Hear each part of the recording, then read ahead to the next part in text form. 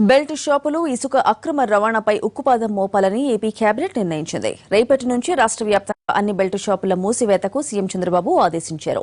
అంతేకాకుండా రోడ్లపై మద్యం తాగుతూ కనిపిస్తే అరెస్టు చేయాలని అధికారులకు స్పష్టమైన ఆదేశాలు జారీ చేశారు. ఇందుకోసం అధికారులకు 30 రోజుల డెడ్లైన్ పెట్టారు. నెల రోజుల్లో ఫలితం చూపిస్తామని డీజీపీ హామీ ఇచ్చారు. ఇసుక అక్రమ రవాణా అడ్డుకట్టకు జిల్లా స్థాయిలో కలెక్టర్, ఎస్పీ, గనుల శాఖ అధికారులతో కమిటీ వేయాలని నిర్ణయించింది ఏపీ కేబినెట్. ఇసుక రవాణా ఛార్జీలపైన నియంత్రణ ఉండేలా చర్యలు తీసుకోవాలని నిర్ణయించారు. అలాగే ఇసుక రవాణాకు కిలోమీటర్కు ఒకే రకమైన ధర ఖరారు చేయాలని నిర్ణయించారు. వీటితో పాటు మరికొన్ని కీలక నిర్ణయాలు తీసుకుంది ఏపీ మంత్రివర్గం. రాష్ట్రంలో ఏపీ స్టేట్ వాటర్ కార్పొరేషన్ ఏర్పాటుకు ఆమోదించింది. మంజునాథ కమిషన్ ఇప్పటికే కాపు రిజర్వేషన్ల అంశాన్ని అధ్యయనం చేస్తోంది. ఆ నివేదికను సాధ్యమైనంత త్వరగా అందించాలని కమిషన్ను మంత్రివర్గం కోరింది.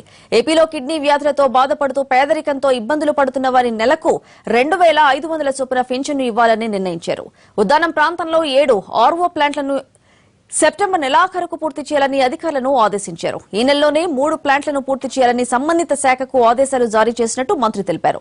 గవర్నర్ కోటాలో 2 నెలల నుంచి ఖాళీగా ఉన్న ఎమ్మెల్సీ స్థానాల నియామకానికి సంబంధించి చర్చ జరిగింది. రామసుబ్బారెడ్డి, ఫరూక్ కు ఎమ్మెల్సీ ఇచ్చేందుకు ఇప్పటికే సూత్రప్రాయంగా నిర్ణయం తీసుకున్నారు. అలాగే రాష్ట్రంలో గత 2 రోజులుగా విస్తారంగా కురుస్తున్న వర్షాలపై కీలకంగా చర్చించినట్టు తెలుస్తోంది. విపత్తు నిర్వహణ శాఖ తరఫున ఎలాంటి చర్యలు చేపట్టాలి, ఎక్కడికెక్కడ ఎన్డీఆర్ఎఫ్ సహాయక బృందాలను పంపాలి, ముంపు ప్రాంతాల్లో తీసుకోవాల్సిన చర్చలపై చర్చించారు.